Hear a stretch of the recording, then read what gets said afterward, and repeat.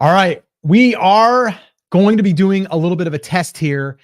And we're testing out a new feature on YouTube, but we're going to be just doing this randomly where we are going to share some Etsy seller news. And we've got a few things that we want to talk about, actually, some pretty exciting stuff. Some people might be upset with it, but I think there's more benefits than there are, not benefiting the seller. And I think it's going to help anyone that's had a problem or that is thinking about opening a new shop. I think it's going to help them. Lately, probably over the last 3 to 4 months, you might have noticed that, well, when you're opening up a new shop or someone that does open the shop and then maybe it's, I don't know, a month later, and then they get this notification that their account's been suspended and it's the only one that they've had. We feel, Chris and I, that is, that there's probably something going on with a lot of sellers coming in and then Etsy not really knowing how to vet them. Before, it was a vetting process of like checking your banking account and things like that. But now they're doing something that's really, really interesting. And we're going to share that here. And let us know in the comments right now if you guys can see myself, and Chris Schaefer is going to be here right now. There he is. Look at that. Look how I did that, Chris. All I did was pointed and you clicked. It's magic. It just happened magically, Mr. Volk. Yeah. So cool. you said something, I think that is the key to this. And we talked about this in the live we did this Wednesday as of recording this, which was basically they had massive seller growth. And I think the number was something like 20%, if I remember correctly. Yeah. And when you have growth like that, you need to put additional things in place. And Etsy's been putting out surveys and some of these kinds of things. And they made an announcement in the Etsy seller forum. And then about a week and a half ago, they made an announcement that now lives in the seller handbook, Scott, talking about some of the things that they're going to be doing. And I don't know if you want to jump right into it and just start talking about some of the different points, or if you wanted to give a little bit more on just what's happening in general before we dive into the specific things that they've started listing out. Yeah, well, we'll go through the article. I did want to address something. Marianne wants to know like why we're recording in or why we're going live in this format. It's a great question. So we're going to tell you right now. YouTube launched a new feature to where you can go in a mobile live format, and supposedly they are also going to be pushing it out to more of the shorts feed. So like the shorts that are out there that people are watching, we're not doing shorts right now, but we are hoping that we can reach a wider audience of people that are only watching on mobile. So right now, bear with us. We're not going to go in this format like every week on our normal lives, but we did want to test it. And that's why we just randomly fired up the computer and the phone and decided to do a live on a Saturday afternoon. So that's the reasoning. All right. And let us know, are you watching this on your mobile device or are you watching this on your desktop computer? That is something that we would be very interested in knowing. And one other thing, if you are going to get some value today, I promise you that. But if you do get value, would you do us a favor and smash that like button and maybe subscribe to the channel? That would be awesome. Chris, let's just dig in. We've got about 30 people on right now, and 31 to be exact. And the number is climbing. So I think that we're going to reach some people today, and I think people are going to watch this on the replay. We don't know though if we're going to leave this up, right, Chris? Like we don't know. Like we don't know if we're going to love the format.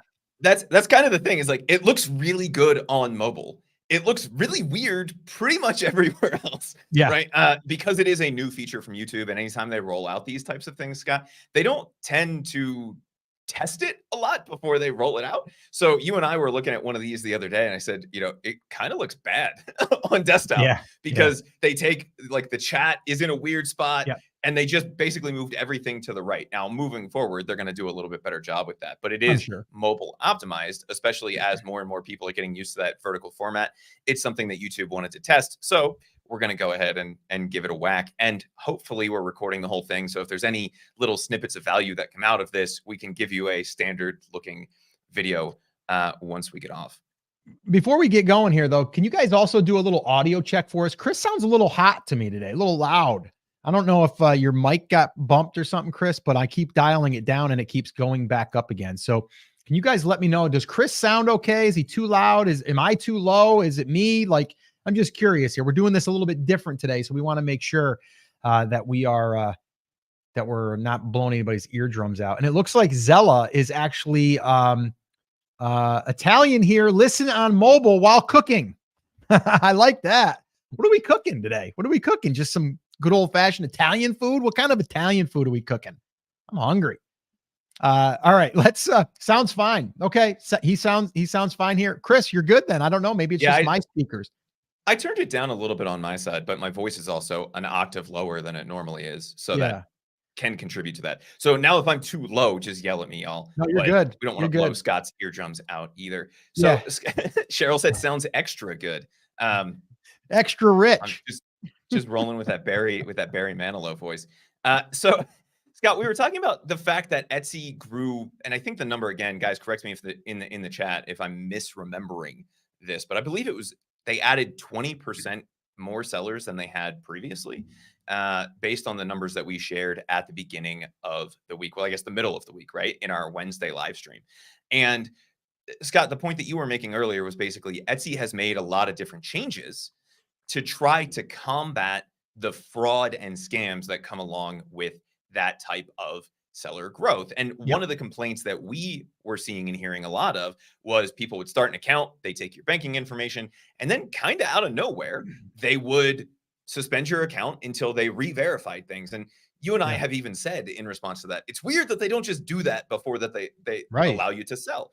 Right. And so Etsy announced a handful of things that they will be doing. And the wording here, Scott, was kind of interesting to me because it said basically you might be subject to these changes. So some sellers will be, some sellers won't be moving forward. But they did then specify later on in the article that if you have an existing account, it doesn't really matter. But even if you have an existing account, you'll probably be subject to these moving forward. And the first thing, Scott, that they announced is before they allow you to finish the shop setup process, they're going to run an identity check through a company called Persona. And you have all probably done one of these at some point now, whether it's through Persona or any of the other ones. You create an account on a website and they ask you to either take a picture or hold your driver's license or passport, your national ID, depending on where you're from, up in front of the webcam, or they'll give you a little link and it'll send a link to your phone where you can then take a picture with your cell phone of your driver's license, passport, etc. So, Scott, what are your thoughts on attaching a physical government ID to new seller accounts to verify that everybody is who they say they are? Yeah, I mean, pretty much with any other, I mean, I'm trying to go back to the Amazon days. I mean, you have to verify your, usually your identity, in some way, shape, or form.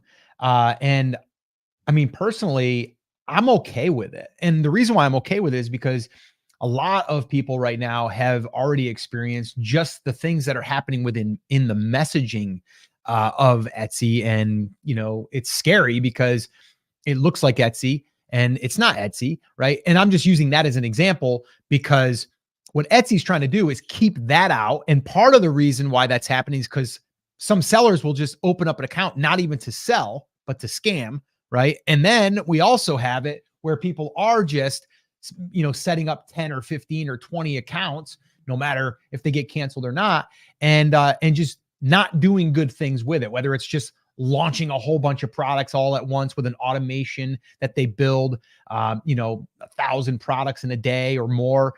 So there's a lot of things that I think Etsy is starting to see that they're vulnerable, to some of these, I don't even want to call them attacks, but kind of, I mean, it's hurting the platform. And if they're going to be dealing with more and more scammy type stuff, they're going to put more checks in place. And I think this is one way for them to do it. It's not just for them to say, in order to let you become a seller, we want these checkpoints in place. It's more of, I think that is part of it, but I also think the other things is like the only way that you can get scammed on the internal messaging, at least from what I know, is that they have to have a way in, right? And the way in would be to have an account of some kind, whether that's through the API or whether that's through someone's account. So I just think like they are taking this very seriously. And I think right now that's why we've seen where people will open an account and then within a day, the account will get shut down, permanently banned. And like, wait a minute, I didn't even do anything. I've never sold on here before. And they don't have a reason for it. I think that was an automated thing or an AI thing, possibly. And then it's just a generic message that goes out. Now, can those people get their accounts back? I don't know. You probably have to reapply now, going through those checkpoints. But I'm actually okay with it, Chris. Yeah, and I think the complaint I think that a lot of people would have is, well, I don't want to share my ID. Well, you were already sharing like your social or your Credit EIN, card, like any of right? that stuff. And your Yeah. credit card and your banking account info. So as opposed to somebody like Facebook instituting this requirement to create a Facebook account, which is a pseudo anonymous way of Mhm. interact, or Twitter, I guess X, right? Don't cancel me, Elon, right? For calling it Mhm. Twitter. But I think it's different here because you are trying to sell something. Now, the question would become on the buyer side, if I'm creating a buyer account, if they were to roll that out, that would give me a little bit of pause, because to create just a buyer account, it's Mhm. basically just an email. And then, yes, you're linking a credit card to that. But Right. that would be a place where I would start to have a little bit of a rub with that. And Marion said, but how is Etsy identifying potential scam accounts? And that's the thing we don't know. And I think that's why they've used the vague language that they've used, where they said new sellers may be subject to these requirements, Yeah. and it's something that we're rolling out. And so my guess would be they're going to take a look at all of the data that they get on the back end, your IP address, how many existing accounts you have, right? Is it an area or of the world that's known for more scams? Some of those kinds of things before they roll this out. I do have a feeling, right? Once you kind of open the doors to this, whether they're being selective about it or not at the beginning, then they will start to roll it out to more and more people, most likely, just to verify that everybody is doing the right thing. And I think this is not just better for sellers, but it's also better for buyers, because it means that we're going to have less frequent scams on the platform. Why? And Scott, I think the biggest reason that they're looking at somebody like a persona to have you Mhm. upload that ID when you're creating a seller account, and you and I have talked about this article in the past, is that there's been a handful of articles recently about, scammers using Etsy as a piggy bank. So somebody will try to create 50 different accounts, 48 of them will get suspended and caught through Etsy's automatic filters, and one of them will sneak through. And that Yeah. one that sneaks through, they then go load up a bunch of products and make a bunch of sales. And before Etsy realizes that they're a scammer, a week later, because they haven't shipped any of the orders or whatever it is, they've Exactly. already been paid out. And I think that also plays out in the other two things that they announced this week. So the next one down on this list of things, Scott, is a potential shop fee. So again, they're saying this might be applicable. And what they're saying is when you go to create a new account, they will charge a $15 non-refundable upfront fee to make sure that people that are creating seller accounts have an actual investment in the business. And they literally said this non-refundable upfront investment will help ensure new shops are committed to running a business on Etsy. So what Yeah. are your thoughts on that? Again, it's another hoop, right? It's another hoop to jump through. And I mean, personally, I'm okay with it. Listen, if you want to open a business, if you want to go get a DBA, even, right? Like you're going to go down there, register it. I think they charge you something for that to file, right? There's always like a filing fee of some kind, right? If you're going to do an LLC, there's a fee, right? If you open up an account on Amazon, I still believe that you can sell, but I think that you still have to go through all of the background checks, if you will, or things. But and usually you're going to have a credit card that's on file. That credit card has to be verified, and all of those things. But I think the fee just adds another layer, and I'm okay with it. Like I'm totally okay with it, and I think everyone else should be too, because the more barriers they put in place of someone that could just get accounts and open up a bunch of accounts by hacking, it's another barrier. It's another filter or another, like I said, hoop to jump through.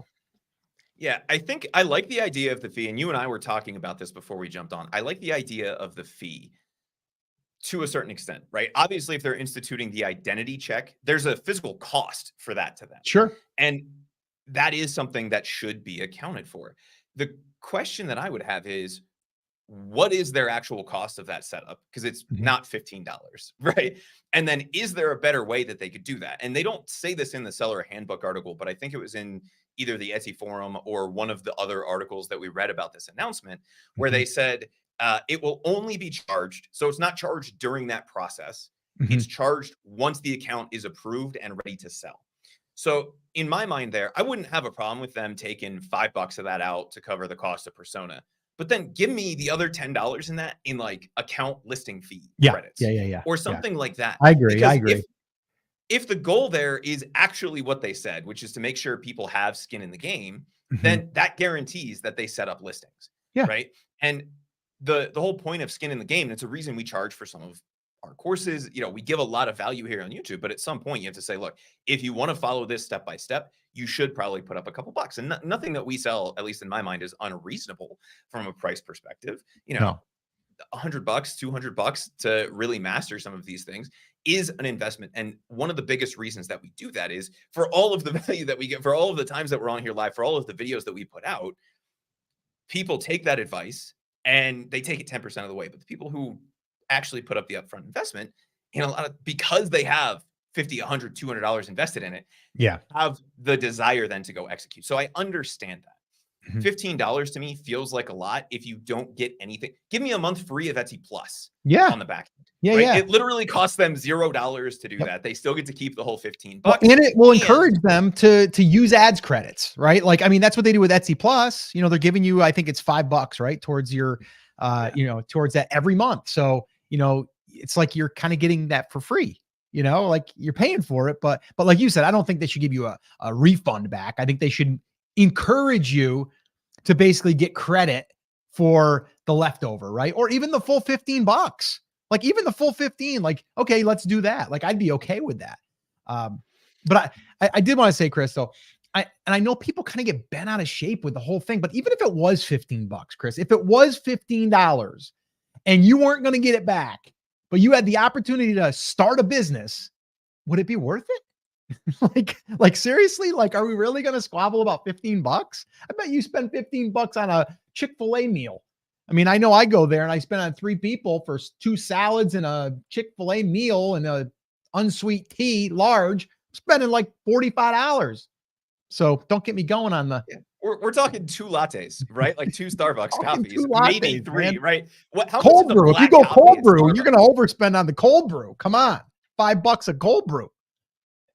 Yeah, and I think if the intent really is to make sure that one, people are legit, and that's the real reason behind that. If That's they it. made it $1, then that Yeah. wouldn't really discourage scammers, Yeah. right? You make it $15, you're trying to spam 100 accounts. That fee adds up really quickly, Yeah. and you have to have 100 different credit cards that they're going to verify on the front end, Yep. and all of those kinds of things. Now, Yep. uh, is it the end of the world? No. And if, again, they haven't fully fleshed all of this stuff out, so they may be doing some of the things in the background, Scott, that you and I are talking about. They're saying you're not going to get the feedback, but they're not saying how they're going to use it. And I think that is something that has been sorely missing in the Etsy ecosystem for a while, is an onboarding process. Basically, what happens when you create that Etsy store is they just kind of throw you in the deep end. Yes, when you go to create the account, they force you to create a listing, which, by the way, is bizarre because that listing creation screen looks nothing like the real listing creation screen, right? And you and I actually talk about that in 123 POD. Like, just ignore this one, fill it in Yeah. with junk information because you're never going to see this screen ever again. And then Yeah. we actually show you how to create a real listing, right? But I think if they invested in a few of those different features where they said, okay, that $10, we're going to take $5 of that, and that's going to pay for the cost of running the identity check. Yep. I'm okay with that. Yeah. We're going to give you $5 in listing credits and $5 in ad credits. Why? To encourage new sellers to create listings Yeah. and to encourage new sellers to run Etsy ads. I think that would be a great use of that. And if they don't ever do that, then Etsy keeps the whole $15. And by the Mhm. way, if they do use the ads credit, Etsy still keeps the $15. Like, Etsy Right. keeps the money anyway, but it Mhm. feels like a much better way of approaching that, where you're like, this is what you get for creating an Etsy store versus we're going to charge you $15. Again, Yep. not opposed to the fee, but I think there's probably a better way of handling that to encourage people to use the features within Etsy, which will then in the long term net Etsy more money. Oh yeah. If that makes sense, because if you Yeah. start using ads, even with the free $5 credit, which is probably why they give you ads credits as part of Etsy Plus anyway, Sure. right? Yeah. Then you're going to continue to use it. So I Yeah. don't know. I have seen a lot of people starting to get bent out of shape about that, but I'm like, first of all, how many new shops are you creating? Right? Mm. That's a problem. I'm And I'm I'm curious on that, Chris. Like, okay, in the comments, do us a favor. Let us know. Have you had this happen where you opened a shop and it was like almost immediately suspended or permanently your rights to sell were revoked? I'm just curious in the comments if you could let us know if that is the case. Here's one thing that I would like to see, Chris, with anything that Etsy's doing. Like, you know what? Take my 15 bucks. I'm fine with that. But you know what I want you to do to give us a little bit from that $15? I want you to hire some people that can actually talk to its sellers. How about that? Like, how about you actually give us a way to communicate to you when you do something to the account, like suspend a listing or, suspend the account or give us a trademark violation, but don't tell us which one the trademark violations are. Like those types of things. Like maybe Etsy, you could take that. You know what? Charge me 20 bucks to get started. If you can hire people to actually answer the phone. just prepaying for that customer support. Who I love else it. would like to Well, see that? Who else would like to see that in the comments? Let me know. Let me know in the comments. Who else would like to see Etsy? Who else would spend 20 bucks up front so you had customer support while you're a seller? I'd spend 20 bucks a month on that. But I think, I know, Scott, you and right? I have talked about this in the past in regards to YouTube and Facebook. And the Yeah. reason all of these tech companies are so cagey about that stuff is if they don't give you a reason, then they don't have to justify it. Right. And if they have to justify it, then there's the potential that somebody in their random support team, right, says something that is technically correct, but legally the wrong phrasing for how they're supposed to do this under their terms of service. And that can get them in trouble, which is why they're very generic about a lot of these things. But I think even if we just invested that $15, $20 into seller support, not even Yeah. the customer service side of this, but Mm, into the seller education side of this, sure. then, it might put you and I out of a job, but then at No, least come on. sellers on Etsy are getting new things, right? Like if they truly were passionate about selling more on Etsy, they would Mm, do more to educate sellers yeah. and teach people about their pay-per-click metrics, right? You and I did a recording for an Etsy ads audit. All of the Backstage Pass members got the chance to see that this week. And I was shocked at the number of people in the comments that said, I didn't even know that report existed in Yeah, I ads, know, right? right? It's the keyword report at the ads level, and it's Yeah, hidden in a drop-down menu. I Like, know. who hides that stuff in a drop-down menu? But it's Yeah. there because it looks a little nicer in the Etsy backend. And once you know it's there, that's cool. And Mhm. it's not really in their I know. That documentation. was They crazy. don't walk you through how to do ads analysis, which No, is why you and I are here, right? To help right. share all of those things. To So help if they can navigate invest a it. little bit more Yeah, in that kind of stuff, yeah. then that would make a lot of sense to me. So it seems like nobody that's on here with us live really has an issue with it, other than they're like, can we take care of the scammers that are messaging us and saying that Yeah, they're Etsy? Like that, I think is a different issue, but this yeah. will also help with that. It Because would if you're definitely help. disincentivizing the behavior on the seller side, then you're also going to disincentivize that on the front end. Yeah. So, Chris, before you go on to the next, I want to let everyone know that is tuning in. Maybe you're coming in a little bit late on the stream. If we're looking different to you, if you're not on mobile right now and you're on desktop and we are not in the wide format, there's a reason. YouTube just rolled out a new feature to do these more for mobile. And we wanted to test it out. So that's why we decided to do this last minute on a Saturday afternoon to jump on here, talk about some Etsy news, but also test this new feature out. Let us know. Are you on mobile or are you on desktop when you're watching this? And if you could do us a favor, smash the like button, hit subscribe if you're not already subscribed to the channel, because we got some really cool stuff happening. One of those things is our Etsy shop audits. We just released, I believe it was our fifth. And let me just tell you, the feedback has been amazing on these. And every Thursday, we drop a brand new Etsy shop audit. And this last one we did was loaded with gold. Yeah, we've got a bunch more coming, and we do batch recordings with our Backstage Pass class or club, I should say. So if you guys want to join the club, by the way, you can just click, I believe it's join, and you can go ahead and do that on YouTube. Anyway, let's get back to it, Chris. This is going pretty good. Pretty good. Over 100 people on a Saturday afternoon. I'm liking this. So the third thing, and this I think is the one that's going to ruffle feathers, right? Because whether they're doing the $15 fee and just taking it, or they're doing it and actually applying it, I think we can all agree that's not the end of the world. Yeah. This one, I'm curious what your thoughts are on this, Scott. Oh, So it's a suspense. The suspense, Chris. Come on. the third one here that they're talking about is changing the payout schedule for new sellers. Mm-hmm. And what's that look like? They don't get into a lot of details, but the intent here would be that it's less frequent, right? And I think for the first payment, the way that it looked the last time you and I looked at it, which would have been like November or December at this point, for the first payment, it was still set up to be whatever the standard time period was. And then after that, you could select like daily, weekly, monthly, right? Mm-hmm. So if they take this out to monthly for the first 2 or 3 months, yeah. What are your thoughts on that? And basically what they're saying is we're going to be rolling these out and testing these because we're working on a way to raise a bar. You know, we want better sellers.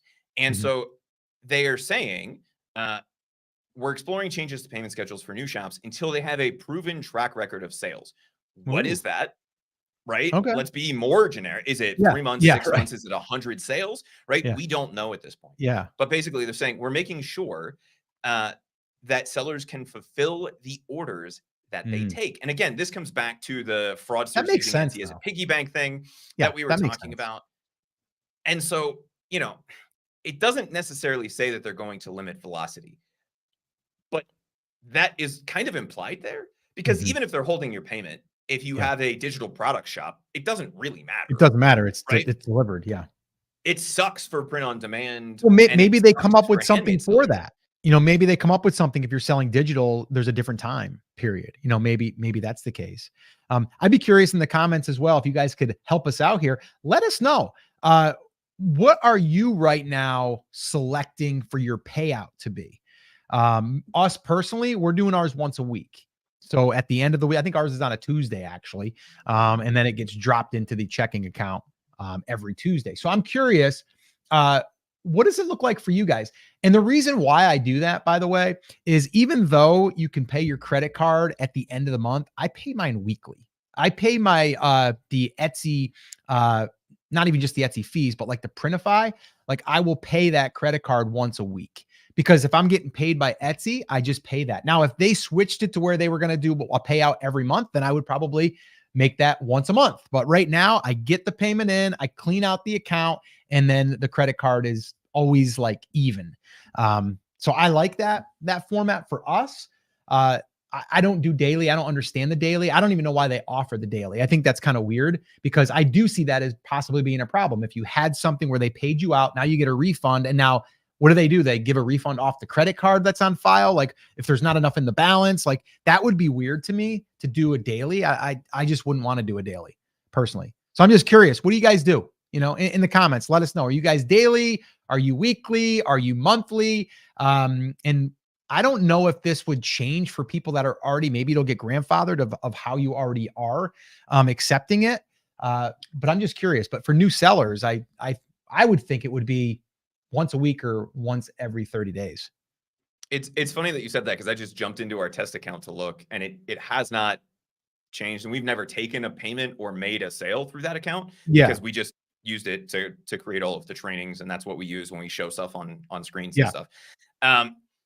And it's still set to the once a week, but I do have the ability in that account to switch it to daily. So Scott, if they said, what is the logical approach here? Right? Because I think we can all understand that there is a balancing act. And the way that they tried to do this was with reserves, which they got a lot of pushback on. Both from the people who are like, Etsy must be short on cash, right? To, well, it's just not fair because I have to pay for my raw materials. And I think this is a way around that potentially, because then they're not saying, hey, your sales volume went up, even though you've been selling for 8 years, you've never missed a delivery, right? Those were a lot of the people who were getting hit with reserves. So this may be a way to try to counteract that. But what is, in your mind, the best way to implement this for new sellers? Is it to start at a month and here's a good word for you, Scott, titrate down, right? Say for the first 2-3 months, it's a month. And then for the next 2-3 months, it's every 2 weeks. And then after, 6 months, you can select whatever time period. What is the most logical way in your head to kind of roll this out for new accounts? I think new accounts should be every 30 days. I think that makes the most sense. I would expect that. And I think it works because if you're, and people always ask this, they're like, well, what if I don't have the money right now to, pay for my orders? Do a credit card, right? Like just get a credit card dedicated to your Etsy shop. It doesn't even have to be a business card. It can just be a personal card, but you just allocate it to the Etsy shop. Again, this isn't legal advice. I'm not an attorney. I'm not a legal advisor. I'm just telling you what we do. But basically, you can just take a credit card, and then at the end of the month, you pay it off because they're going to pay you. Most places, most businesses that you're dealing with are going to generally be on a month-to-month basis anyway. That's kind of how it works. Now, if you're doing Printify, now we got Maisie barking here. If you basically, if you have Printify, they're going to charge it when it gets hit. So the minute it gets hit, they're going to go ahead and they're going to hit it. Let me go take care of those dogs, Chris. She just had to get that second bark in, right? Like, hey, Macy's here. Yeah, and I think for me, again, this is not the end of the world, because typically for new sellers, you're not going to be selling 1 million t-shirts a month or 1 million things a month your first few months. And so if they came in and said, hey, for your first 2-3 months, you're going to be on a monthly payout, and then you can go to a more frequent payout schedule, I don't think that's the end of the world, but it would change how people are planning for this stuff up front. And I think that is going to be the thing that is going to make the biggest difference when we go into this and we have a little bit more details on what exactly is going on. But I think, Scott, does it make more sense to look at this from a time perspective or from a sales number perspective? So they say after you get to 100 sales, then we're going to let you change it. I think that, again, Etsy is trying to, from what it sounds like, they're trying to say, okay, prove yourself to us, and then we'll go ahead and give you some more features and some more, options. And I think that that's okay. I just think like 30 days should be like the minimum. I don't think they should let you make you wait 2 or 3 months. I know, like, and this is a different thing altogether, but Mediavine, right? Mediavine is an ad network that, we use on some of our blogs that we have. And I mean, they like hold for like 60 or 90 days. And it's just always like that. It's like, because they have to wait for the advertisers to figure out how much they're actually, after the thing's been settled and all that stuff. So I'm literally getting a payment that was like 2 months ago from what the site generated. So I just think it's pretty common. YouTube, for example, our YouTube channel, we get a payment from YouTube every month, but it's a month later, right? It's like, I don't know if it's like the 5th no, it's actually the 20th. It's like the 20th or the 22nd of every month. It's weird, middle of the month, but you have to wait, in order to get that money. So I think for them, making sellers wait to see how many, maybe after you got your first, like you said, Chris, maybe 100 sales or 50 sales, something like that, to prove that you're selling. And then, but it's still 30 days. They're not going to like, well, we're going to hold all your money until you make 100 sales, and you made, 50 sales, and then you got to wait a year to get it because they're going to make you wait that. No, I think it's just, they're going to wait 30 days, I think is a threshold. That's what I would say. And it would be fair. Yeah. And I would say, so the thing I think that would make sense here, at least as we're talking through this, is kind of a combo of those two things. So a minimum of 30 days and 100 sales, or whatever that number is, where they feel like by looking at all of the data from the different sellers that they have, that they can confidently say this is not a scammer account. And so you'd say, okay, for the first 30 days at a minimum, we're going to keep you on that 30-day schedule. If you hit that 100 or 150 sales, whatever that metric is, right, in that time period, then after we give you that first payout, then you'd be able to change it. If you don't hit that 100 sales in that time period, then you're still stuck in that 30-day payout until you hit that mark and you've passed the time limitation. And Scott, I know people have gotten so used to Etsy, and when the reserves thing came out, and I actually think this is to try to replace the reserves thing. Again, we'll have to wait and see. But when that came out, I remember everybody screaming about how it's changing, and you and I said, well, Etsy was literally the only platform that we were aware of that we have ever sold on that would give you daily payouts anyway. Like I Amazon is know. every 2 weeks for Yeah. professional accounts. I think on individual accounts you can get it every 7 days, but Mhm. on the professional accounts, it was every 2 weeks. You could set it longer than that, but that was the fastest that you could get it, which meant you did have to do some There was planning. actually there was actually third party tools. It was almost like payday loans where you would sign up and then they would give you your money before it actually came in, but they would charge you a fee on that. Etsy's not doing that. So again, we can sit here and talk all about the stuff we don't like about Etsy, but they do give you some pretty cool stuff. Yeah. So, Scott, we have a bunch of other things we wanted to talk about, but I wanted to quickly recap those three big changes for Yeah. seller accounts. So basically, moving forward, and again, they're still saying this could be applied to your account, but I Mhm. think you and I would both agree that once they roll this out, as long as they can still onboard some people as they're Yeah. going through this process, that'll basically roll out to everybody creating a new account. And this would apply to you even if you have an existing account and you're creating a second shop. I know that's a Yep. question we've gotten a few times. So Yep. the three big things is you're now going to have to show a government ID. They're using a company called Persona, and they're going to ask you to either in front of the webcam or with your cell phone take a picture of your driver's license, passport, government ID, card, depending on where you live in the world, and they're going to verify that against the other information that you give them in this process, and they're going to verify that that is a real ID. Right. So they're going to look for some of the counterfeiting measures, some of those kinds of things. Second, they're adding a $15 non-refundable fee when you create a new shop. And I think you and I both agree that's a good thing. They could do a lot of things with that money to encourage good behavior out of sellers. And I think just adding that little bit of a barrier up front, as long as that money is used widely on the back end, I think everybody would potentially agree with us that that is a good barrier to put in place. And then third, and I think this one is probably the most controversial, is making changes to the payment schedules for new Mhm. sellers and saying, hey, until you reach a certain threshold, and again, they haven't defined this yet, Yeah. at least publicly. Once you reach a certain threshold, then you'll be able to start to play around with your payment frequency. But until then, you're going to be on whatever their standard payment frequency is, which would likely be once a month. Yep. Yep. Cool. All right.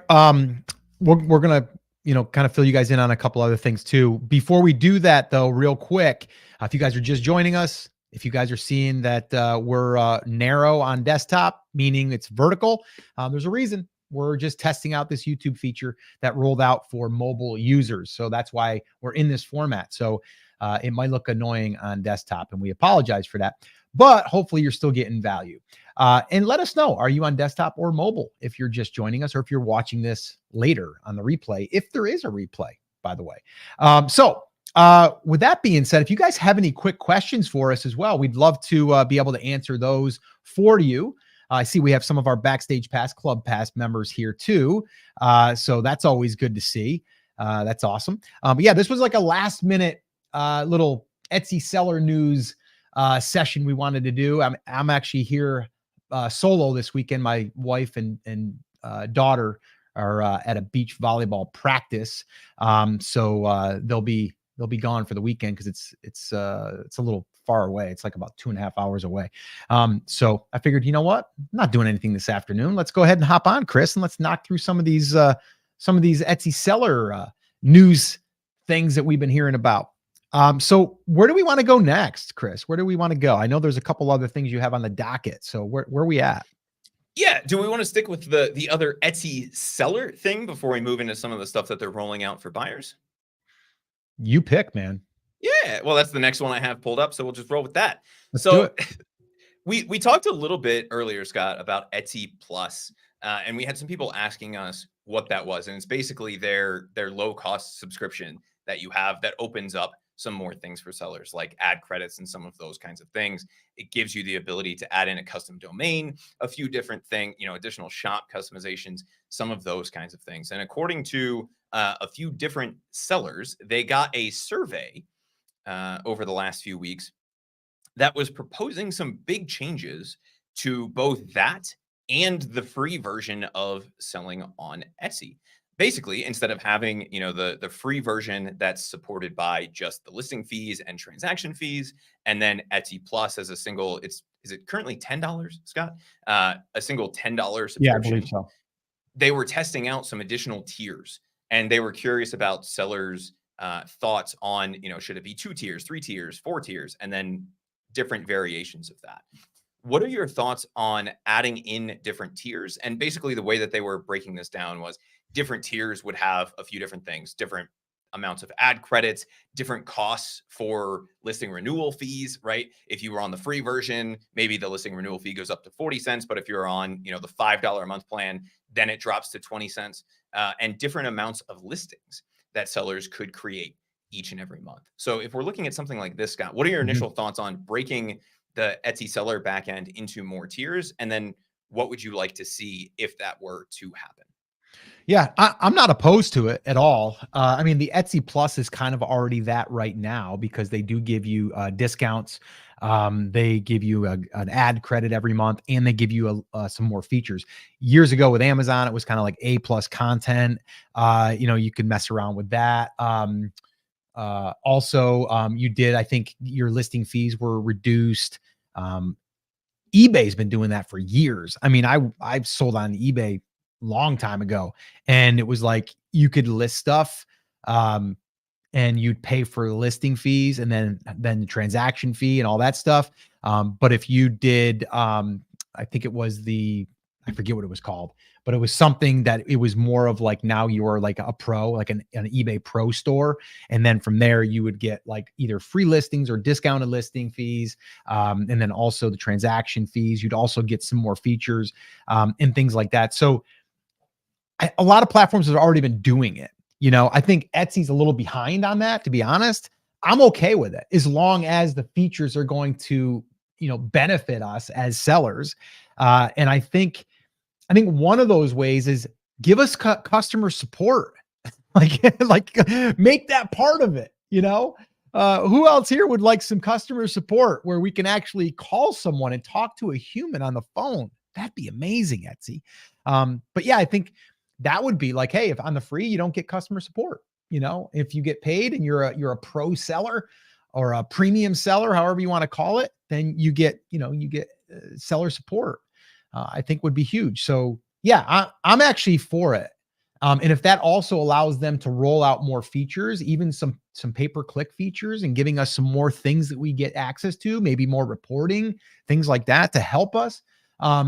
What would be really cool is if they rolled out some stuff with the Etsy ads that you could actually target keywords if you had like a premium plan or something. That'd be pretty amazing. But anyway, I think I'm reaching a little too high there for that. I don't know if that's going to happen. Somebody actually left a comment on one of the ads videos we put out recently saying, I love Etsy ads. That's the one thing that they're missing. I think, Yeah. Scott, the reason they haven't done that yet is mostly because it turns into something that Mhm. is then a little bit less user friendly, unless Yeah. you're a giant data nerd, right? Or you Mhm. really like pay per click. I wanted to run through a few of the different tiers that were proposed and just get your thoughts on some of these things. So the Yeah, let's first do one it. was very similar. And this was the first option in the survey for a lot of people, where there was a free tier and then a $10 tier, which is Mhm. essentially the same as we have now. And they Yep. said, that included 15 free listings, a Okay. $5 monthly ad credit for Etsy ads or offsite ads, discounts for supplies, and advanced shop customization. Yep. I don't know about you, but that sounds like the current version of Etsy That Plus. that sounds like Etsy Plus. Yeah. Right. Um, Mhm. the next one that they showed two paid tiers, one for $5, one for $20. Okay. They didn't give specifics on how much listing fees would cost in either of those. Okay. But the $20 plan was more of like a company plan. And the thought behind that was you're still getting um, the $5 ads credits, but they're giving you access to additional analytics tools like sales forecasting and Mm. multiple users. So if you have multiple people that are trying to help you with your shop, you don't have to share your admin password with everybody, Ooh, right? I Because like that. the way that it works now is basically everybody's using the same password. You have to have different people in. It's not nearly as easy to have Mm. employees help you with customer service, to have somebody who's just handling the shipping things, to have all of those kinds of things in place. That's a potential way of getting around that. And Mhm. there is additional cost on the back end for Etsy to set up all of these multiple user type account type of things. I'm Mhm. not opposed to that. No. The third one here, and I think people will start to like this, uh, would be a free tier that has the 6.5% transaction fee. The Mhm. $5 tier would be a 2.5% transaction fee, Okay. and a $20 tier where they charge 0 transaction fee. Wow. Okay. That adds up. I don't know about you, but I Yep. guarantee you, anybody who's, like I would pay $20 in exchange for the transaction fee all day long, especially 100%. in Q4. And I'm not sure how or why that would make financial sense to Etsy. Um, Especially because they made the argument 2 years ago that they had to raise the transaction fee. But they may have looked at the data and said, on average, we Mhm. make 18 bucks on Yep. transaction fees. And so if we get them to pay us 20, and that's one of the benefits, there are, 80% of the people who would pay for that are not going to exceed that amount in transaction fees because they're only going to have 4 or 5, and maybe they want access to all of the other things and they don't do the math, right? It's kind of like the interest rate on your credit card. Not many people really understand how much interest they're actually paying when they carry a balance on that credit card. It's the same kind of thing. You get that low rate and it looks really good until you start to actually do the math. And so if you look at your transaction fees and you're paying more than $20 a month in transaction fees, then that's kind of a no-brainer to me. And if I get that survey, I know that's one of the things that I'm definitely selecting. I'm curious if you guys would pay Etsy a fixed dollar amount. Let's call it Yeah. 20 bucks because that's the example that they would use to get rid of transaction fees inside of your account. Now, that doesn't mean you're not paying listing renewal fees. That doesn't mean you're not paying Right. offsite ads fees. It doesn't mean you're not paying these other things, currency conversion fees. But it does mean that you would get an extra 6.5% on every transaction. The question that I would have here, Scott, is let's say we're on that $20 a month plan Yep. and we use Share and Save. Do they pay us 4% of zero? Or do they Right. pay us 4% That'll be of tricky. Yeah, whatever the amount is? that might be tricky. I'm curious to see how they would deal with that. There's got to be an upside for us to send traffic, or else they're going to lose people not wanting to send traffic. So I'd be curious to see what happens there. They also had two different versions of a 4-tier plan that they showed to people. And this is where it starts to get into like option overwhelm, right? But the first one that they showed was free. So they're not getting rid of that. Mhm. 5, 15, and 25. Okay. On the free and the $5 tier, you were charged 40-cent listing fees. The 15 and $25 tier kept the 20-cent listing fees. And then they said, okay, the reason for the higher price is that we're going to limit the number of listings. So if you were on the free tier, you could create 5 listings, and I think it's 5 listings per month. On the second one, which is the $5 tier, be 25 per month. On the third tier, which is the $15 tier, 100 listings per month. And then if you wanted unlimited listings, that would be the $25 I think they might tier. be given too many options if that's the case. I think it should be cleaner than that. I think it should be free, maybe one mid and then a pro, or just go from like free to whatever the plus is. I think the minute you start kind of going through it, you're like, which one's right for me? And to me, I'd be just like, if I'm a pro seller, right? And even if you're doing $1,000 per month, why wouldn't you go with the pro premium package? That's and at least and then I would use the features, and I would also get like ad credit and use that. So that's going to benefit me. So I don't know. I think they might be making it. And again, these are just like what they threw out there. It's not what's going to necessarily happen. And did they say a date at all, like when this will possibly be rolling out? No, and here's the deal. That's kind of a rough summary of what different people were reporting. But Yeah. to Justina just said, I heard people had a lot of different options. And basically what they did was they had some bases, right? So they Yeah. said, okay, it's either two, 3, or 4 or 5 options, right? Mhm. And then there was a lot of crossover in the features. But in the other 4-tier option that they showed to a lot of people, where it was that free 5, 15, 25, or whatever it was, um, then they added back in a lot of the features that they were testing in the other images.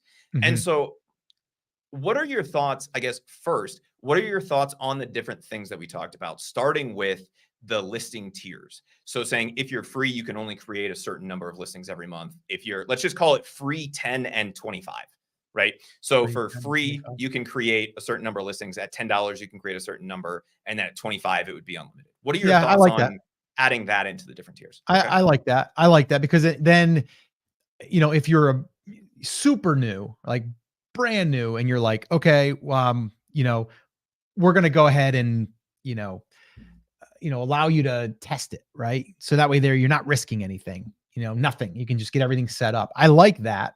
And then I think to graduate them to, okay, now you pay a little bit, you're going to get more listings, and maybe even give you a $5 credit to test out your ads, right? So that way there, it gets you using the ads, and get you, using it without risk in a sense.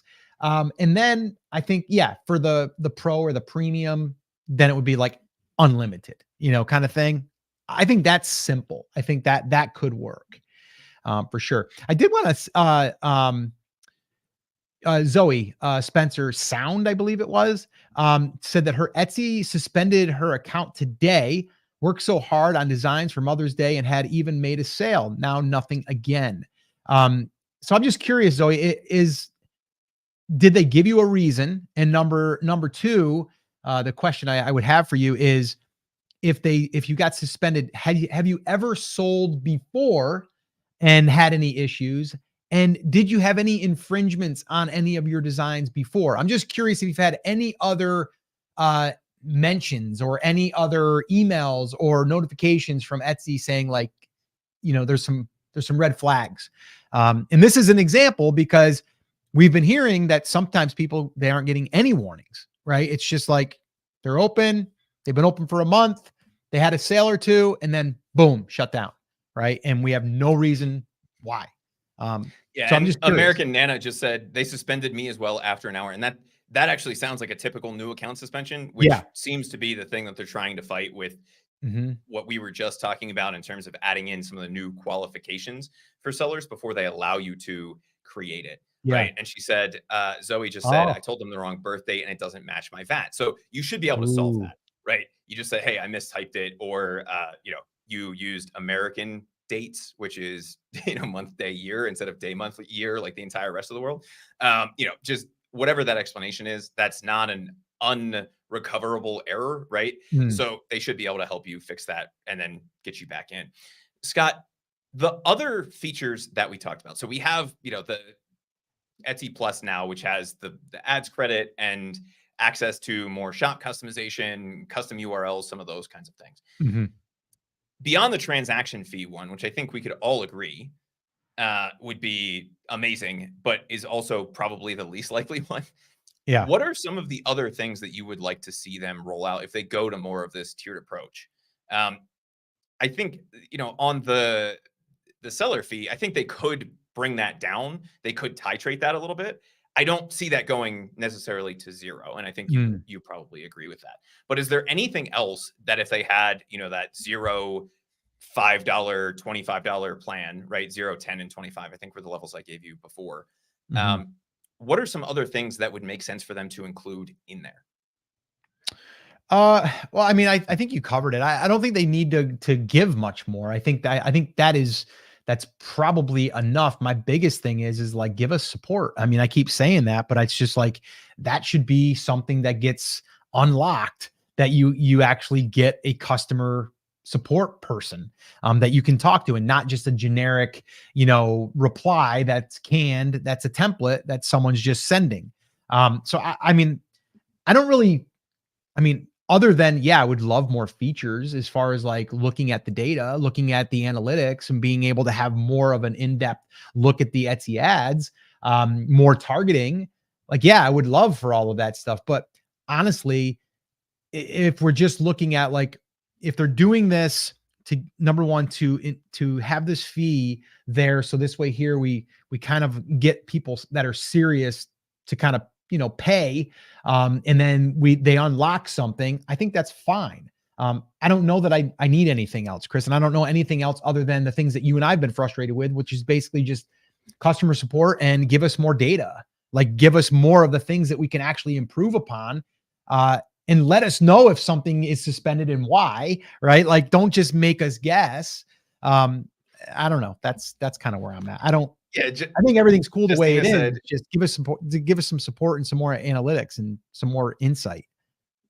I heard some people got the option of paying $50 a month. So is there a world in which that price makes sense? Absolutely. If they're adding in something like reduced fees or more ad credits or something that would make the account more suitable for, and Scott, the word I think you used was a professional seller, right? Somebody who is making a living on Etsy. Maybe they have an employee or two. They need the multiple logins. And I think that to me would be a big thing to get included. I'd love to see the fees, but again, I don't see that going away.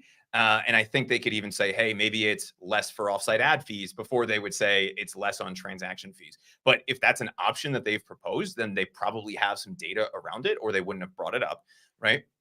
So I think if we included some of those kinds of things, potentially the reduction in fees and more access to features. And when I'm saying that, I'm not even talking about creating things that they don't already have, just presenting it in a better way for sellers, like the ability to export data, right? To analyze. I'd love to be able to take more than 30 days of click data on my ads report to be able to analyze how that's looked over the long term. And it's not like Etsy doesn't have the data. They have the data, but it costs them money to store the data. It costs them money to allow you to export it, right? Yes, these are fractions of pennies or pennies, but at scale with, I think we said it was like 90 million customers and however many sellers they have, then it starts to become something that adds up really quickly. And adding some of those kinds of things into a higher priced tier plan, I'm okay with that. And I would pay for that as long as the features justify the price. And so with that in mind, Scott, let's just say $50 a month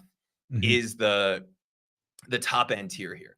And that allowed you to get multiple logins. So you could have somebody handling customer service. You could have somebody helping your wife out when Q4 rolls around with a different IP address, right? And not get the shop suspended during Q4 because they're logging in from a different place, to be able to help with some of those kinds of things. Maybe same level of ad credits, unlimited listings with a potentially reduced listing fee Yeah. and a reduced fee in the transaction side. Let's just call it 0.5%. So it goes from 6.5 down to 6. Mhm. Are you paying that $50? Does that make sense if that's all that it is? Yeah, I mean, we would at where we're at right now. And if we're starting, you don't need to do that, right? Like, so if you're still saying like there's still the free option, and then when you graduate, there's no middle, it's just you go right to the pro, then yeah, I mean, if you're running a business, it's not that expensive, right? If you look at it that way. And not, number two is, because it is a business, I'm not a tax advisor or a legal counsel, but you could probably use that as a deduction too on your taxes. So it's not like you're just paying it and it's going to vanish. And if you're getting those features and out of that 50, you're probably going to get like, and I would say like, give us $10 ads credit, like they're still going Yeah. to get the money just to show it's not going to cost them anymore, really. I mean, maybe a little, but not much to let our product appear in search when we're actually paying for it. And if we get a sale, they're going to make more money there. So to me, it's like, make us feel like we're not spending 50 is what I'm saying. You know what I mean? Like, even if it was to give us a $20 ads credit, you know what? If you don't use it, you don't use it, but I'd use it. Yeah.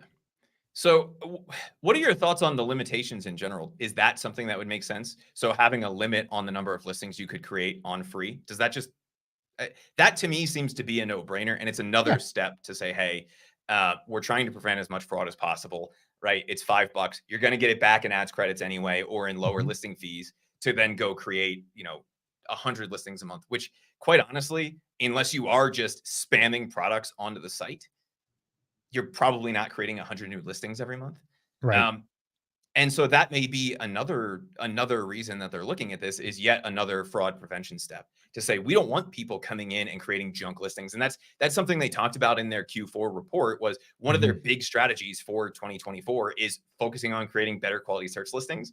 Limiting the number of listings that free accounts can create would actually be a big step in that direction, because then you can't just launch 7,000 t-shirt designs in a day with AI generated titles and Right. get away with it. Right. So you're Mhm. not, they're improving the customer side of this and reducing fraud and scams on the backside. I'm okay with that. I know that's probably a little controversial, but if it's $5 or $10 a month to create unlimited listings, I don't think that's the end of the world. Even if that was the only additional thing that was rolled into Etsy Plus at the current $10 price, it would still be more than worth it if that was the only thing that you Yeah. got for $10 a month. Yep. A couple things here. Two things. Number one, Zoe asked about what's an alternative to Etsy, and I'm going to speak to that in a second. Before I do that, though, I want to say, Chris, I'm observing something. It's very interesting because we're doing this in a vertical format.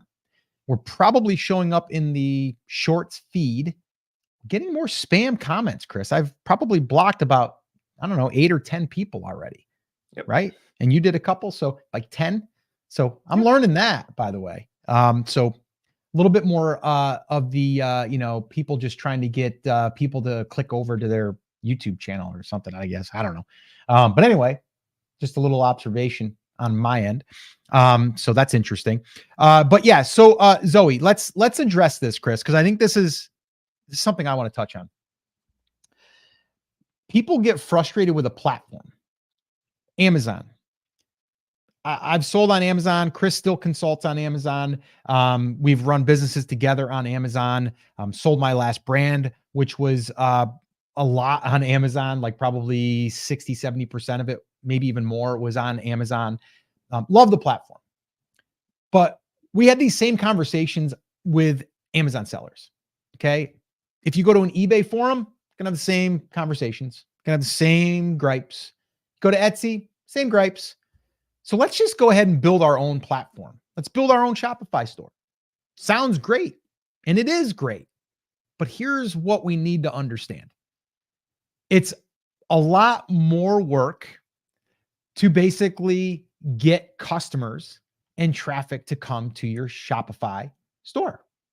Because what we're not understanding and we're not realizing is when you plug into a platform and you get everything that you get access to, you probably want to just say, you know what? I get it. There's going to be some things I have. It's like playing in someone's, play yard or playground. You got to follow the rules. Okay. You got to follow the rules, and there's going to be things that you need to do, and there's going to be costs involved. Maybe think about this. If you wanted to, and I've done this, by the way, that's why I know.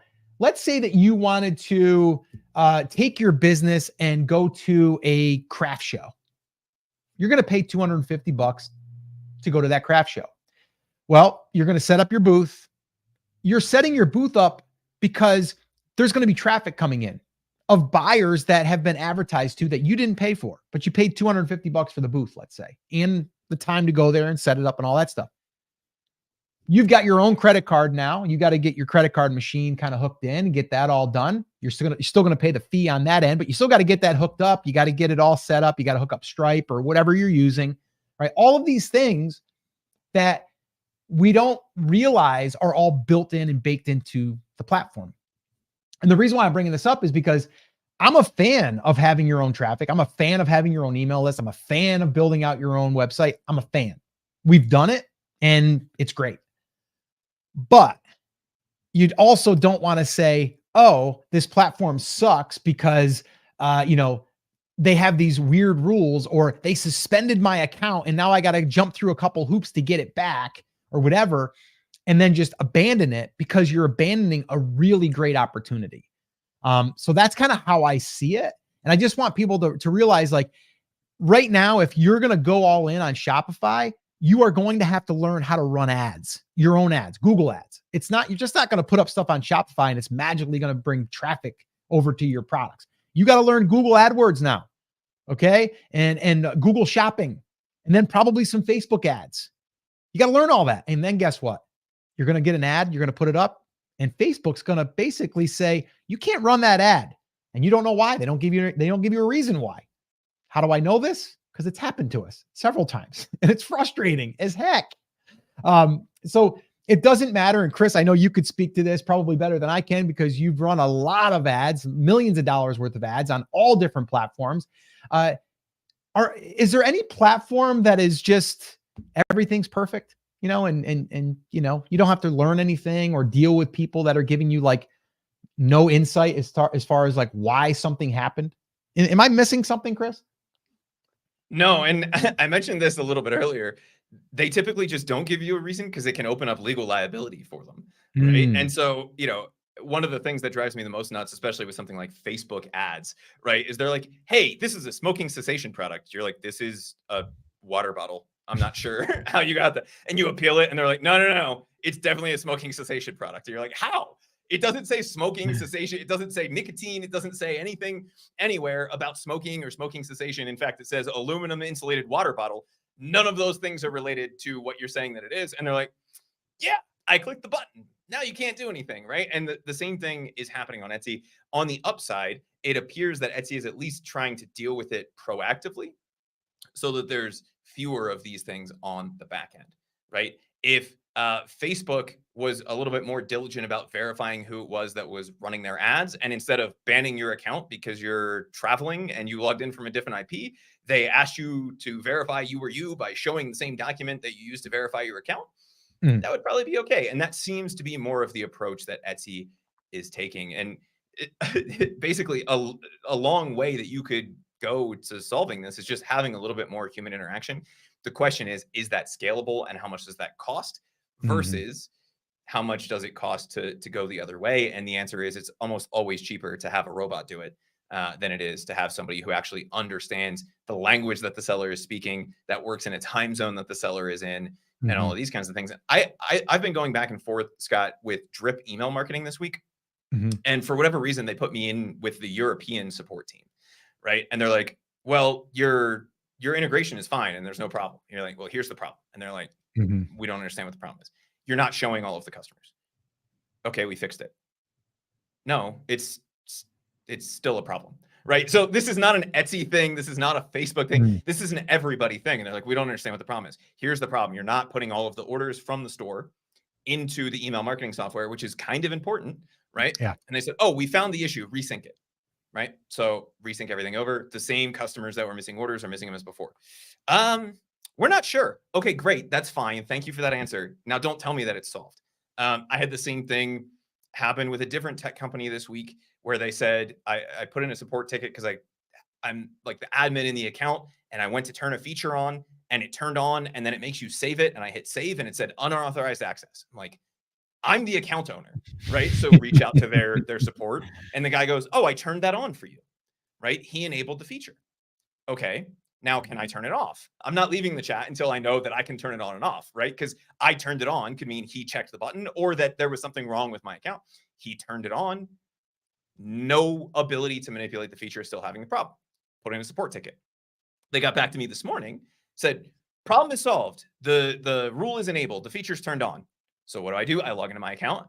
Still can't turn it on or off. Still can't change it. I can make all the changes I want. Just can't save them. I said, I don't think you read the ticket, right? This is not an Etsy thing. This is not an Amazon. This is an industry-wide problem. So whatever problems people are having with Etsy, there is not a greener market where these things don't happen. It's just a matter of the flavor and the weirdness that happens within that platform. I think the difference is, though, Chris, and I would say this even like it, but you were at least communicating with someone, right? So eventually, but with what the gripe is, and it's like American Nana says, I've sent emails over and over. You know, I've jumped through hoops, but tell me where, who, no one responds. I get it. Like, I do get that. And I applaud you for basically saying, I'm not going to just sit around and wait. I'm going to do something. I agree. Okay. I think you did the right thing, but I still would pursue and keep doing what you're doing to try to get through someone or to someone and just try to get them to acknowledge your account or set up a brand new account to get their attention again. Like whatever you need to do to get their attention, but I would not give up. I wouldn't spend 8 hours a day trying to get it re-engaged. But all I'm trying to say is that there's going to be problems. Okay. Cause that's what this is. It's a problem, right? It's an obstacle. And it's frustrating when you just can't talk to someone, right? I get it. But even when you can talk to someone, a lot of times it's not helpful. And that can be more frustrating. Right? Yeah. And that's the last example that I shared, right? Hey, your problem is solved because the feature's turned on. That was not the issue. The issue was that I could not turn it on or off, which by the way, the person who told me the problem was solved because the feature was turned on was the same person that I had been talking to in the live chat after I spent an hour trying to get a person through their stupid robot. Right. So the real moral of the story, and Scott, we've actually had this happen with Etsy ourselves. We reached out a few months ago. You guys may remember the mock-up apocalypse that happened a few months back. We reached out, and I'm tech savvy enough to know that I can track when someone opens my email, right? We reached out to Etsy Legal, Etsy PR, a whole bunch of different places. Sent an email, I think like Wednesday of one week, let's say. It got opened 6 or 8 times. Nobody replied to it. So what did I do? Thursday, followed up. The follow-up to the ticket that was created when I sent the email got opened a bunch of times. No response. Friday, follow-up. Saturday, follow-up. Sunday, follow-up. Monday, follow-up. Tuesday, follow-up. An hour before we went live that Wednesday, they sent us the response, right? Yeah. But it had been opened like 100 times between Wednesday and the following Wednesday morning when they followed up with us. Finally, probably because they got tired of me reopening the ticket, right? And I've noticed that same thing tends to work with Facebook. It works with YouTube, right? You'll eventually get somebody to respond. There's no way to know if it's going to be a good response or a very, very negative response at that point. Right. But you do have to be a thorn in these sides because they get a million tickets. And if it's not something that they can answer right away, a lot of times they'll just mark it as closed and move on. Yep. And so if you can be tenacious about it, even if it's just the 10 seconds it takes you in the morning to say, following up on this. Just hey, be the squeaky wheel. Able to do this? Yeah, it opens up that ticket again in their system, and eventually somebody will get to you. It's dumb that you can't just talk to somebody. But again, it's a question of scale. It's frustrating. Okay, for sure. We're going to get wrapping up here in a second. But I did want to address this. What's your thoughts on this, Chris? Shopify is not the same as Etsy. Etsy gives you millions of buyers with intention to buy. Shopify gives you crickets. Yeah, I think it's just the difference in what they are. Shopify is not a marketplace. Exactly. Amazon is a marketplace. Exactly. The purpose of a marketplace is that there's inbuilt traffic. Shopify is a platform. Right? There you go. They give you the ability to build your own marketplace where you're going to clarify traffic and offer goods for sale. That's a big. People think Shopify is an Etsy. It's not. It's a website builder. Really, it's a shop builder. For you to take your products and get them listed. It's an e-commerce platform. I mean, you can do the same thing with WordPress and WooCommerce and any of those others, right? You can do the same thing. So yeah, that's a good point, and thanks for bringing that up. So any other questions here, Chris, that we wanted to address? We had a couple. So Marion said, last November, I opened up 2 shops, one for digital and one for print on demand. I'm using the niche-based one for print on demand. What should I do with the other one if I've recently started to make sales? Keep selling things. I don't know if there was anything you would necessarily need to change there. The only question I would have is, are you in the same niche, right? So you're selling fishing print on demand stuff and fishing digital products. There would be no reason to have 2 separate stores there. If they're in 2 different niches, then you'd want to go ahead and just leave them separately. But most people are under the mistaken belief that if you sell handmade and print on demand, or print on demand and digital, or a mixture of the 3, that you need to have them separated into different places. And the only time that would really be the case is if they are appealing to different customers. Fishing, if we're using fishing as the niche example, they'll buy handmade fishing stuff, they'll buy print on demand fishing stuff, and they'll buy digital fishing stuff, as long as it still appeals to that niche. So there would be no reason you would have to separate them. Luna wanted to know, how do I get into the queue for audits? So if you are a Backstage Pass member, send a support to an email to support@brandcreators.com, and I can send you the link. I also think you can submit it at brandcreators.com/audit. Should be a way to be able to do that as well. Yeah, you can. Is it hard to become a data nerd like Chris? No. You just have to know what you're looking at, and it's really a matter of looking at it's hard. It's hard over time. You have to also be willing to want to claw your eyes out and not claw your eyes out, right? I'm not a math guy by any stretch of the imagination, right? Business math, I'm all about. Knowing that I'm spending money on ads and getting a good return on that investment, that makes me a very happy camper, right? But I'm not a math genius. I was terrible at math in school, but data is a different thing. Data tells a story. And once you've started to look at it, and I think we had an example of this in the ads audit that we just did, just by looking at some of the surface level numbers, once you've done it enough, you can say, this is my problem, and potentially even have a speculation as to what is the cause of that problem just because you've seen it enough. So in that case, we had a lot of impressions and not a lot of clicks. So there's basically only two reasons for that, right? And once you've seen that 3, 4, 5 different times, then you start to get a better understanding of what that potentially means, and you know where to go to look Yep. to see if it's problem 1 or problem 2. So it's just a matter of time and looking at the data. Yeah, and looking at the Data data can said, tell a big story. yeah. Yeah, and that it is something you have to be at least mediocre at Yeah. if you really want to scale something. It's just a question of where you start and what is the most important data. You don't have to master everything, but you do need to know conversion rate. I would say would be the biggest thing to really focus on up front. Mhm. Scott, would you agree with Yeah. that? Yeah. Starting to get an understanding of when people come to your listing, are they turning into customers? And then where are they coming from? And do ads convert as well as organic? Do ads convert better or worse? That's kind of the number one thing before you get into all of the data deep dives and any of those kinds of things. Perfect example of this, Chris, and I'll bring this up. We had a shop audit that we did. It hasn't aired. It won't air for probably, I don't know, 4 or 5 weeks. But we did it with our Backstage Pass Club members. Little plug there for our Backstage Passers. But we did an Etsy ads audit, and there was a conversion problem because we were looking at the data, right? We're looking at, wow, it's getting views, it's getting clicks, but it's not getting sales. What's the problem? And we found the problem. The problem was the image that was being displayed, and it didn't represent what they were. It could have looked like what they were looking for, but when they looked at it, it might not have been. It's kind of hard to explain. You'd have to see it, which we'll be airing that, like I said, in about 4 or 5 weeks. But it it really told the story, because if we didn't see that, we wouldn't know how many people actually saw it and how many people purchased. And when you see that and you're like, well, wait a minute here, 100 people clicked on it. So that means they saw it, but they didn't buy. Why? Out of 100 people, you should get at least one sale. You should be converting at least 1%. And then once we brought this up to the shop owner, she's like, oh, okay, that makes sense. I didn't think of that. And sometimes when you're in the weeds, it's hard to see like what's going on in there. That's why those Etsy shop audits are really helpful, because we can kind of look at it kind of with that 10,000 foot view.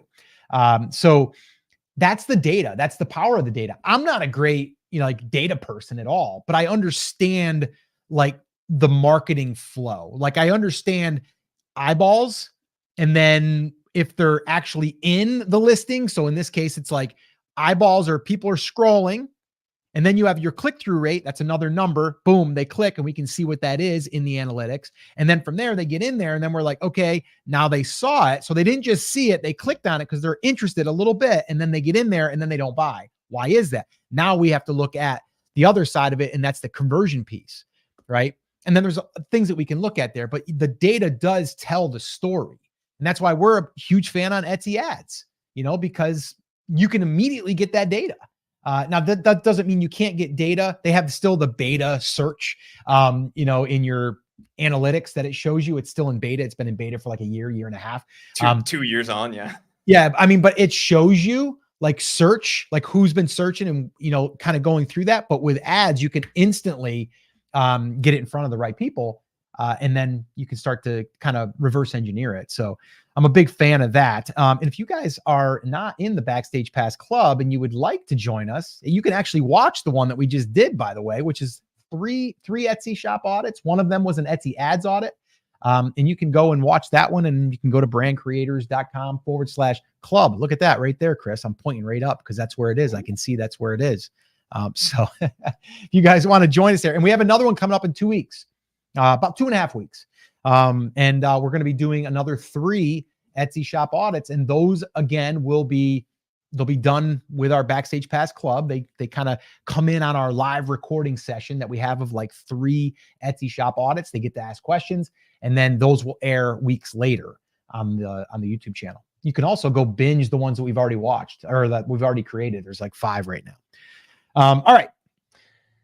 What else we got, Chris?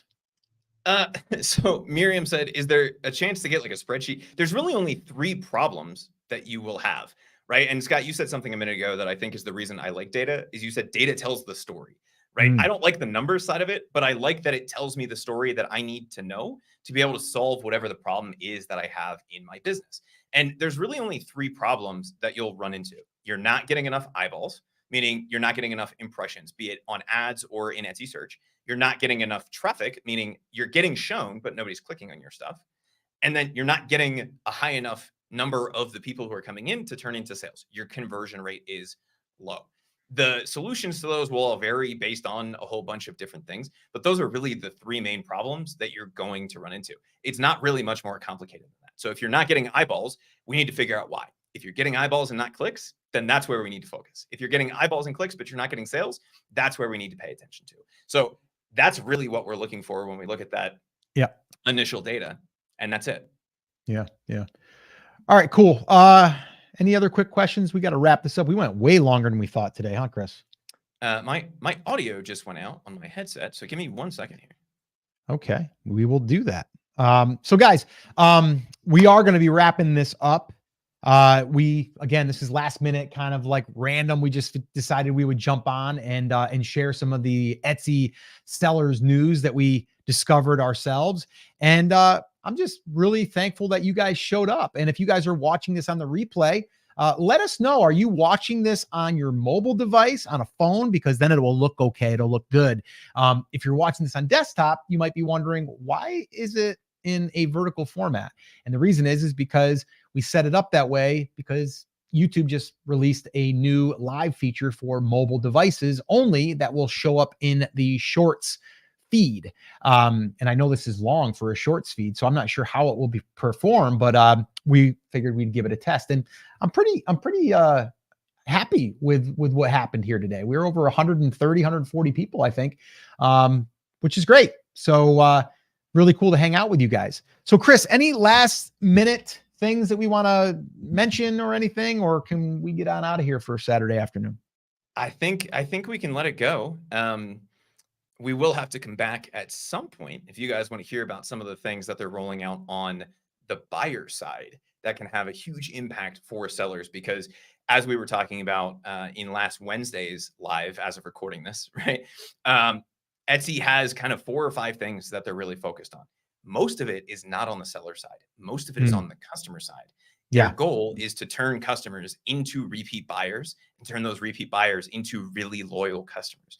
And so it may not feel like they're doing that to help sellers, but if they can get more customers, more repeat buyers, and more hyper loyal customers, that top tier that spends, I think it was $200 or more and shops 6 times or more a year on Etsy, and they can make it easier for people to buy, then that will help sellers, because it means if more people are buying things, that more sellers are selling things. And so if you guys are interested in that, let us know in the comments below. We have another bunch of topics, a bunch of things that Etsy's been testing that could be game changers for conversion rate and overall sales. I think that'll lead well into, we'll probably talk about that in the upcoming Wednesday's live stream. So we haven't decided on our main topic yet, but we will definitely be covering some of those news updates in our Wednesday live stream. So if you're not yet subscribed to our YouTube channel, make sure that you do. We'd appreciate it. We're trying to get to that 100,000 number. We're at like 88,000, I think, 87, 88,000, something like that. If we can get to that 100,000, that'd be amazing. That's a milestone I've just wanted to try to get to. And I think we're going to get there, Chris, pretty soon. But if you guys would do us a favor, smash the like button on this, show up to our Wednesday lives. We're here to help you guys. That's really what we're here to do, and kind of report on the news, but also give you guys some insights as far as what we're doing, what we're hearing from other sellers, and really just hopefully helping make a difference in your selling, not just on Etsy, Shopify too, like email marketing. We talk a lot about that. Email is huge. It's one of the things that we love the most because it's something we own and control.